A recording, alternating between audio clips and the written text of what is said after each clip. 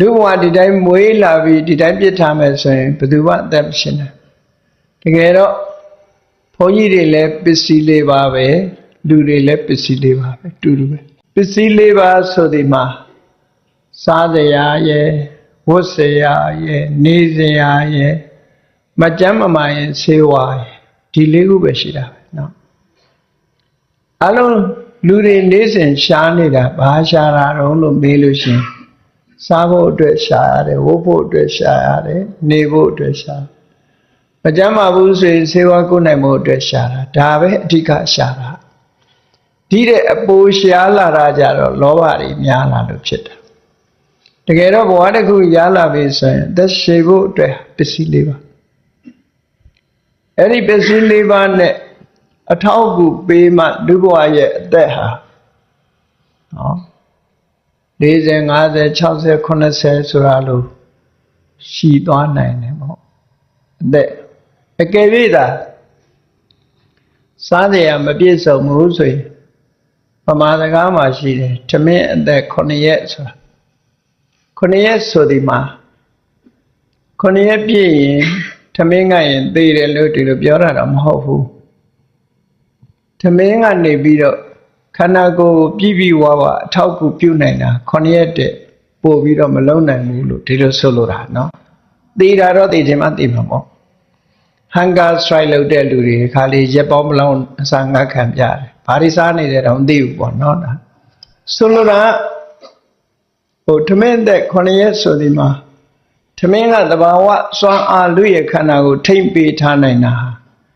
တခါစားထားလို့ရှိရင်9ရက်လောက်ထိအောင်တော့တဘာဝအားဖြင့်မသိနိုင်ဘူးတဘာဝမပျက်စီးဘူးလို့ဒီလိုပြောတာအဲ့ဒါလိုပဲဒီလူတွေမှာအစာမစားရလို့ရှိရင်အသက်ရှင်နိုင်စွာမရှိဘူးအဝတ်မိုးရလို့ရှိရင်ရာသီဥတုဓာတ်တွေခံနိုင်ဝရမရှိဘူးနေထိုင်စရာအင်္ဂေဟာမရှိဘူးဆိုလို့ရှိရင်လည်းအပူအေးစတဲ့အန္တရာယ်တွေရာသီဥတုအန္တရာယ်တွေတွန်းလှန်နိုင်မှာမဟုတ်ဘူးပေါ့ဒါတွေအတွက်အကာအကွယ်ဖြစ်စိတ်နှောငါလူတွေဟာစားစရာအတွက်ရှာရတယ်ဝတ်စရာအတွက်ရှာရတယ်နေစရာအတွက်ရှာကြရတယ်မကြမ်းမမာလို့တခါတည်းနေမကောင်းထိုင်မသာတဲ့အခါကျတော့ကုမဖို့ဆေးဝါးအတွက်ရှာရတယ်ပေါ့သူကတော့ရမယံခါကျန်တာတွေကတော့အမြဲတမ်းထောက်ကူပေးနေရမယ့်သဘောရှိတယ်ပေါ့အဲ့တော့ပစ္စည်း၄ပါးဆိုတာအသက်ရှင်ဖို့အတွက်ထောက်ကူတွေလို့သို့သောလူတွေဟာအသက်ရှင်ဖို့အတွက်ဆိုတာတဲ့ဘာတွေပိုးလာကြစားတယ်ဆိုတာနော်အသက်ရှင်ဖို့မဟုတ်တော့ဘူးကြိုက်လို့စားတာဖြစ်တာလောကတည်တဲ့ပိုးစားတာတော့ကြိုက်လို့စားတာတော့တဲ့သည်ဖြစ်စေမတဲ့သည်ဖြစ်စေရှာကလေးပေါ်မှာမြင့်မြင့်တွေ့သွားလို့ရတ္တတဏဖြစ်သွားရင်ကြိုက်လို့စားတာဖြစ်သွားတယ်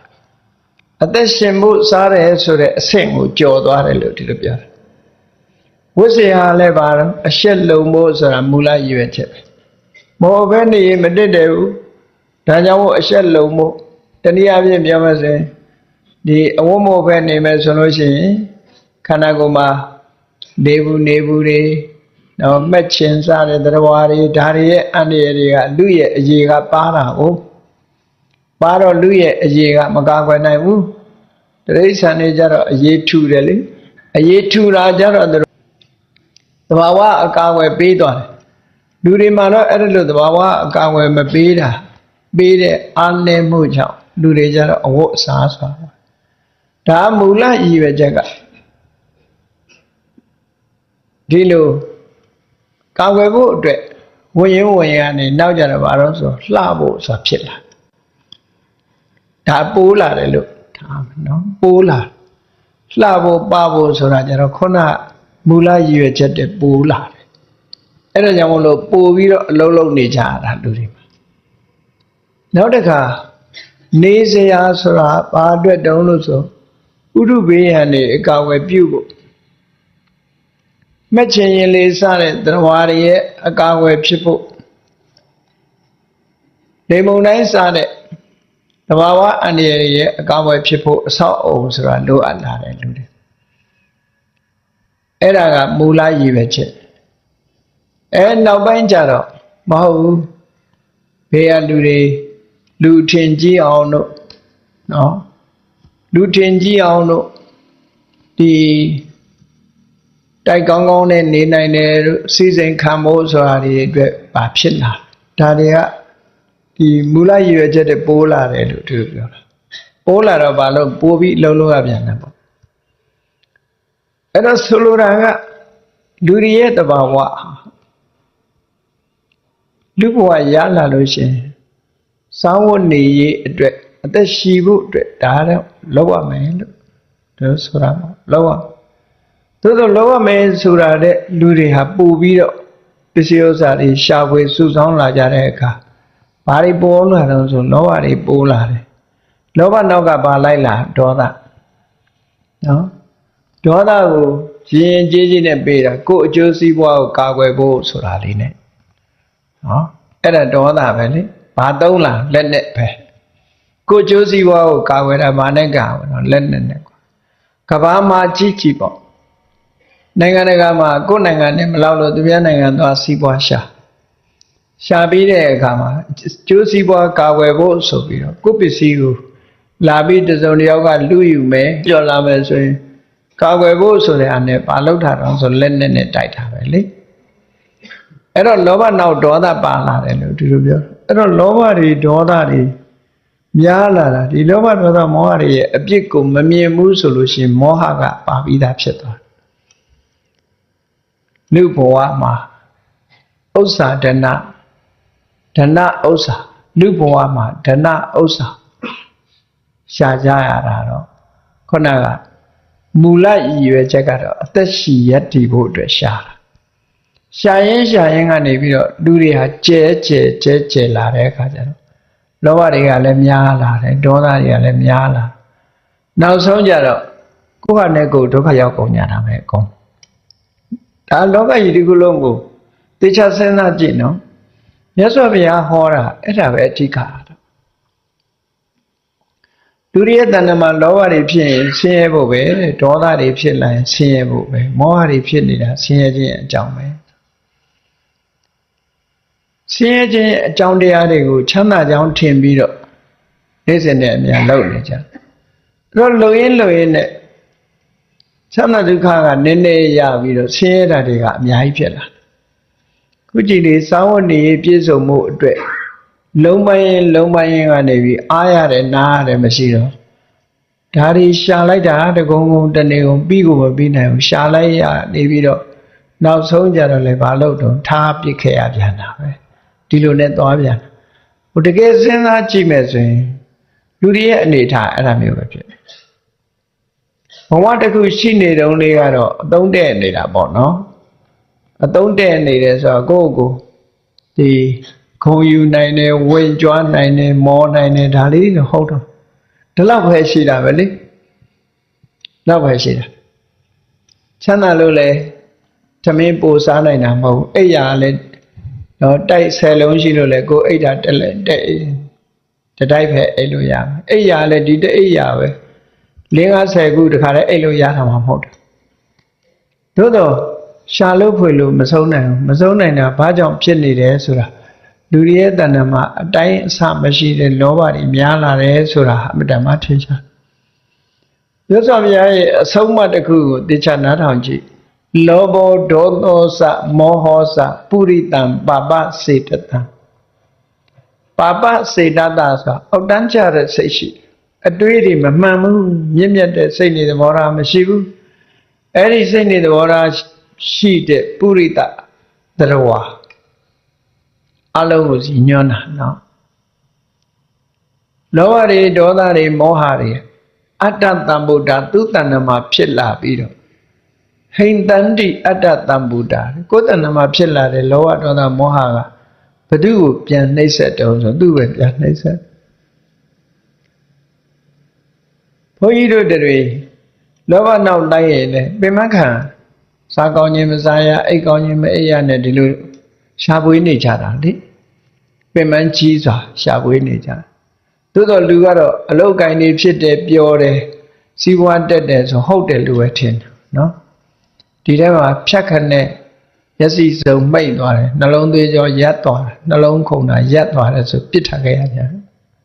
သဘောမှာဒီလိုနော်ရှာရင်ဖွေရင်နဲ့ပြစ်ထားခဲ့ရရန်ကုန်မန္တလေး highway ကြီးမှာဆိုဒီလိုပဲပြစ်သွားတဲ့တဲ့နေအများကြီးကြာအဝေကဖြစ်เสียကြီးပေါ့နော်အေးဘုရားဥပမာပေးတာလေတသတာရံဝတံဖလံဆိုတာသူ့ရဲ့အသီးကတသတာရံဝါပင်ကိုဟန္တိဝိယဖြည့်ဆည်းလိုက်တယ်လို့ပဲဝါပင်ဆိုတာအသီးသီးရင်တည်တော့တာပဲလေအဲ့ဒါဘုန်းကြီးတို့တွေရဲ့တဏ္ဍမှာလောဘတွေဒေါသတွေမောဟတွေဖြစ်လာပြီးမထိန်နိုင်တော့ဘူးဆိုရင်ဒီလောဘဒေါသမောဟကိုပြန်ဖြစ်မှာပဲလို့ဒီလိုပြောတာချမ်းသာဒုက္ခကိုတော့ပေးမှာမဟုတ်ဘူးဆင်းရဲကိုပဲပေးမှာလို့ဒီလိုဆိုတာပေါ့နော်ဒါဖြင့်မရှာရဘူးလားငုတ်တုတ်ထိုင်းနေရမလားဒီလိုဆိုလိုတာမဟုတ်ဘူးရှာတာနဲ့လောဘလောက်တာလိုက်တာနဲ့မတူဘူးနော်မတူဘူးအဲ့တော့လူ့ဘဝရလာလို့ရှိရင်စားစရာဝတ်စရာနေစရာဒါပြည့်စုံအောင်မလုပ်လို့တော့မရဘူးလုပ်ရမယ်အဲ့ဒါကိုမြတ်စွာဘုရားကအေးလူဘဝရောက်လာလို့ရှိရင်လူဆိုတာမျက်စိနှလုံးရှိရမယ်တဲ့တစ်လုံးကဘာလဲလို့ဆိုရင်မရသေးတဲ့စီစဉ်ဥစ္စာကိုရအောင်ရှာတတ်တဲ့မျက်စိပညာမျက်စိရပြီးသားစီစဉ်ဥစ္စာတွေတိုးပွားအောင်လုပ်တတ်တဲ့ပညာမျက်စိဆိုလိုတာကတော့ economic ပြောတာနော်စီးပွားရှာတတ်ရမယ်ကုန်ပစ္စည်းထုတ်တတ်ရမယ်အယောင်းဝယ်လုပ်တတ်ရမယ်ဒီလိုဆိုလိုတာပေါ့နော်တရားသဖြင့်နီလန်းတွေကစီးပွားဥစ္စာရှာတာဒီလိုနဲ့လည်းယက်တိလို့ရတာပဲလေအခုဘောဂုတ်ယရဏမြေမှာနေတဲ့ပုဂ္ဂိုလ်တွေကြည့်နေယရဏမြေပေါ်မှာနေပြီးစီးပွားရှာကြအားလုံးဟာယရဏနဲ့ကြီးစီးပွားရှာတာမဟုတ်လားတခြားနည်းနဲ့လည်းစီးပွားရှာကြတာဘယ်နည်းနဲ့ပဲစီးပွားရှာကိုလုပ်တဲ့လုပ်ငန်းကျွမ်းကျွမ်းကျင်ကျင်နဲ့ဒုစရိုက်ကင်းဖို့ပဲအရေးကြီးတာဒုစရိုက်ဆိုတာသူများကိုတတ်ပြီးစီးပွားရှာတာမဟုတ်ဘူးသူများအသက်ကိုတတ်ပြီးစီးပွားရှာတာမဟုတ်ရဘူးသူများပစ္စည်းကိုမတရားယူပြီးစီးပွားရှာတာမဖြစ်ရဘူးနော်သူတော်ဘာသားများစော်ကားပြီးစီးပွားရှာတာမဖြစ်ရဘူးလိန်ညာပြီးတော့စီးပွားရှာတာမဖြစ်ရဘူးဒီလိုဆိုလိုတာပါမူရည်စေဝါနဲ့လူလောကကြီးကိုဖျက်ဆီးပြီးအညွန့်တုံးအောင်လုပ်တဲ့နေနဲ့စီးပွားရှာတာမဖြစ်ရဘူးအဲ့ဒီလိုမဟုတ်ဘူးဆိုလို့ရှိရင်ဒါတရားသဖြင့်စီးပွားရှာတယ်လို့ခေါ်တာမြတ်စွာဘုရားဆိုလိုတာစီးပွားမရှာရဘူးမဟုတ်ရှာရမယ်မွေးလာလို့ရှိရင်စီးပွားရှာတတ်တဲ့ပထမမျက်စိရှိရ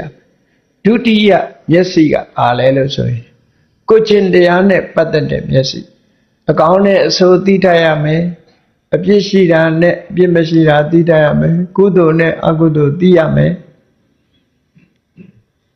အဲ့ဒီပညာရက်ကမတ္တမအရေးကြီးတာကိုလို့တဲ့အလုံးနဲ့ပတ်သက်လာလို့ရှိရင်ဒီဒုတိယမျက်စိကအမတ္တမအရေးကြီးတယ်ပေါ့ morality လို့ခေါ်တာကိုကျင့်တရားပေါ့ကိုကျင့်တရားနဲ့ပတ်သက်တဲ့မျက်စိကဘာကိုထိန်းလို့ဆိုစီးပွားရေးကိုပြန်ထိန်းပေးတာစီးပွားတော့ရှာမဟုတ်တာနဲ့မလုံးနဲ့ဆိုအထိပ္ပယ်ပဲတရားနော်စီးပွားရှာတရားသဖြင့်ပဲရှာတရားသဖြင့်ရနိုင်တဲ့နီလန်းတွေအများကြီးပဲအဲ့ဒီတရားသဖြင့်ရတဲ့နီလန်းတွေကဘောင်ထဲကနေပြီးတော့ဥပရိဘောင်အောက်ကနေစီးပွားရှာသွားလို့ရလာတဲ့စီးပွားကိုနော်ပြီးတော့စနစ်တကျအသုံးချအဲ့တော့မြတ်စွာဘုရားကနံပါတ်1စီးပွားရှာတတ်တဲ့မျက်စိရှိရမယ်နံပါတ်2ကိုကျင့်တရားနဲ့ပတ်သက်တဲ့မျက်စိရှိရမယ်ဒါမှလူဘဝပြည့်စုံတဲ့လူဘဝဖြစ်တယ်လို့ပြောဆို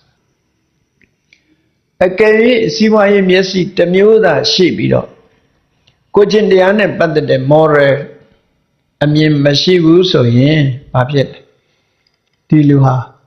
ဒုစရိုက်နဲ့စီးပွားရှာတယ်လူဖြစ်သွားဒုစရိုက်နဲ့စီးပွားရှာလို့ရှိရင်မဟုတ်တာလို့သည့်အတွက်ကြောင့်အချိန်ချင်းဖန်ခံရတဲ့ပစ္စည်းတွေသိမ်းခံတာမျိုးတွေလည်းလာမှာပေါ့ဒီဘဝတည်းမဲ့အပြစ်နာစာတွေဖြစ်တယ်ပေါ့နောက်ဆုံးမှာဒီပုဂ္ဂိုလ်ရဲ့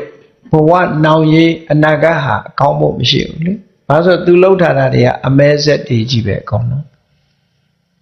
ဒီလိုဆိုတာပေါ့သူ သူတဏ္ဍမှာဖြစ်နေတဲ့ဟာတွေကအစိတ်တောက်တွေကြီးပဲဖြစ်နေဆိုကောင်းကျိုးချမ်းသာရဖို့မဖြစ်ဘူးခန္ဓာကိုယ်ထဲမှာအစိတ်တွေများလာတယ်ယောဂတွေများလာပြီဆိုလို့ရှိရင်ဒီပုဂ္ဂိုလ်ရဲ့အနာဂတ်ပဲကောင်းနိုင်မလဲပေါ့ဘာဖြစ်လို့တော့ဆိုစိတ်ဆိုတာလူရဲ့တဏ္ဍမှာရှိတာလေကိုယ်စိတ်ထဲမှာမကောင်းတဲ့စိတ်ဒီယုံညံ့တဲ့စိတ်တွေကိုကမွေးပြီဆိုရင်အဲ့ဒီယုံညံ့တဲ့စိတ်ကပေါက်ဖွာလာတဲ့အရာတွေဟာအကောင်းဘယ်လိုလုပ်ဖြစ်အကောင်းဘယ်လိုလုပ်ဖြစ်ဘာတွေတော့ဆိုလူရဲ့စိတ်ထဲမှာ positive ဆိုမကောင်းတဲ့အတွေးတွေ positive ဖြစ် positive ဖြစ်နေလူတွေကတော့ခန္ဓာကိုယ်ထဲမှာယောဂ positive ဖြစ်ရင်ကြောက်တယ်လေ HIV positive ဆိုကြောက်တယ် A ပိုး B ပိုး C ပိုး positive ဆိုတော့ကြောက်တယ်နော်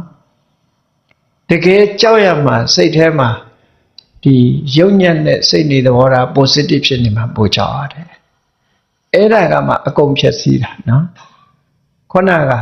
ဒီလောက်ကြီးမဖြည့်ဆည်းဘူးအေးမြတ်စွာဘုရားတရားတော်တွေကိုနာကြတယ်ဘုရားရဲ့အဆုံးအမကိုခံတယ်လို့ဘုရားဘာသာဝင်တွေရဲ့အဓိပ္ပာယ်ကဘုရားကိုကိုးကွယ်တယ်ဆိုဒီမှာအမှန်တရားကိုသိဖို့အတွက်ကိုးကွယ်တယ်အသိပညာရဖို့ကိုးကွယ်တယ်ယုံကြည်ချက်တသက်နဲ့ကိုးကွယ်ရတာမဟုတ်ဘူးဆိုပါတော့တခြားဘာသာတွေမှာဆိုရင်တကုရှင်ကိုကိုးကွယ်ကြပြောမယ်ဆိုရင်ဘုရားဘာသာလွှဲရင်ကျန်တဲ့နတ်ကိုးကွယ်တဲ့ဘာသာတွေကြီးလူပြေကနတ်နဲ့ကောင်းငင်ဘုံကနတ်ဓာခွာတာပဲဟုတ်တယ်လေသူတို့ကိုးကွယ်တာခော့လို့ခေါ်တာပဲခော့ဆိုတာနတ်ပဲလေအဲ့တော့ကောင်းငင်ဘုံကနတ်ကိုကိုယ်တိုင်တွေ့ရလားဆိုဘယ်တော့မှမတွေ့ရဒါဖြင့်ဘုရားဘာသာတွေကိုးကွယ်တဲ့ဗုဒ္ဓဆိုတာရောကိုယ်တိုင်တွေ့ရလားလို့ဆိုအဲ့တစ်ချိန်တုန်းကလူတွေတွေ့ခဲ့ရတယ်လေမွေးတဲ့ဖွာတော်မူတဲ့နေရာရှိတယ်ဖျားဖြစ်တဲ့နေရာရှိတယ်တရားတွေဟောတာ45ပါးကာလပတ်လုံးဟောထားတဲ့တရားတွေမြန်မာလူမျိုးတွေကံကောင်းလို့ဓမ္မကဏ္ဍပေါင်း8400မြန်မာလူမျိုးတွေရဲ့လက်ထဲမှာရှိနေတဲ့အပြည့်ပေါ့တခြားနိုင်ငံတော်မှာဒီလိုအပြည့်စုံရှိချင်မှရှိမယ်နော်အဲ့တော့ဒါတွေကရှိနေတယ်ဟောတဲ့တရားတွေကလည်းအတိလင်းတော့ historical Buddha လို့ခေါ်တာ image မဟုတ်ဟောရဲမဟုတ်ဘူးသူက mythical မဟုတ်ဘူးပုံမြင်တဲ့ဟာမဟုတ်ဘူး historical ဆိုတာတကယ်ကိုရှိခဲ့တာလေဥပမာမိုးကုတ်မှာနေကြတဲ့မိုးကုတ်မြို့မှာနေကြတဲ့ပုဂ္ဂိုလ်တွေကြည့်လေလွန်ခဲ့တဲ့နှစ်တရာကမိုးကုတ်ရဲ့ history ဆိုတာရှိတာပဲလေ history ရှိတာဆိုလို့ရှိရင်တကယ်ဖြစ်ဖြစ်ပေါ့ဂေါတမဗုဒ္ဓဖះကိုကိုးကွယ်တယ်ဆိုတာဒီဖះဟာ historical ပေါ့တမိုင်းမှာတကယ်ရှိခဲ့တယ်စိတ်ကူးနဲ့ကိုးကွယ်ရတဲ့ညာဒါဖြင့်ဘုရားကိုဘာလို့ကိုးကွယ်တာတုံးလို့မေးလို့ရှိရင်မြတ်စွာဘုရားရဲ့အသိဉာဏ်ကိုယုံကြည်ပြီးအဆုံးအမတိုင်းနေပါမယ်ဆိုတဲ့ရည်ရွယ်ချက်နဲ့ကိုးကွယ်တာအေးလလဘာတွေရခြင်းလို့စီးပွားတက်ခြင်းလို့ကံကောင်းခြင်းလို့ဆိုတာမျိုးတွေမဟုတ်ဘူးနော်စီးပွားတက်ခြင်းလို့ဘုရားကိုးကွယ်တာမဟုတ်ဘူးအဲ့ဒါတွေကရောထွေးကုန်တာရောထွေးကုန်တာဆို tradition တွေနဲ့ရောကုန်ရောနေတယ်ဆိုတာရွှေတကုံဘုရားသွားကြည့်ပေါ့နော်စနေသားကစနေတောင်ဘုရားသွားလာရေလောင်းချမ်းသာတဲ့ဆိုတဲ့ဆောင်းကကြီးဘာလို့ရေလောင်းမလဲကိုချင်းမစားနော်တော့ကိုကောင်းစားဖို့အတွက်ဘုရားသွားဒုက္ခပေးတယ်လို့ဖြစ်မနေဘူးလားမြတ်စွာဘုရားဟောတယ်လေကြီးပွားတိုးတက်ခြင်းလို့ရှိရင်ဥဋ္ဌာဏတမရမင်းအလုပ်ကြိုးစားအလုပ်ကြိုးစားဆိုတဲ့ထဲမှာလုပ်ငန်းကျွမ်းကျင်ရမယ်နည်းပညာကောင်းရမယ်ဆွဲကောင်းရမယ်ဒါဘုရားဟောတာပြီးရင်အာရခတမရာမင်းရှားဝေသမျှတွေအလေအတွင်းမရှိအောင်ထိန်းဒါကိုလုပ်ရမယ်အလုပ်တွေတမစီဝိတာဝင်ငွေထွက်ငွေမြတ်မြတ်တာသုံးဆိုဘတ်ဂျက်ပဲဒါတော့လုံငွေတွေပြမနေစီနဲ့ပေါ့ရတာကနည်းနည်းသုံးတာများနေဒါလုံငွေတွေပြကုန်မှာပေါ့လုံငွေပြခြင်းဟာဘာလို့ကြွေးတင်ခြင်းပဲပေါ့အဲ့ဒါလို့မြတ်စွာဘုရားအပြည့်စုံခေါ်ထားပြီးသားပဲဒါတွေကလေမြတ်စွာဘုရားဟောတဲ့တရားတော်ဟာလက်တွေ့ပဲတွေးကြည့်ရမယ်ဟိုရင်းဖြစ်ရမယ်တရားမဟုတ်ဘူးလက်တွေ့တရားတွေကိုဟောတာကိုယ်အိမ်ကိုယ်ရင်ပဲစဉ်းစားကြည့် မြတ်စွာဘုရားဟောတဲ့စီးပွားရေးတရားလိုက်နာမယ်ဆိုလို့ရှိရင်ပါလေစတုထာဝိပ္ပစေဘောဂေပန္တိ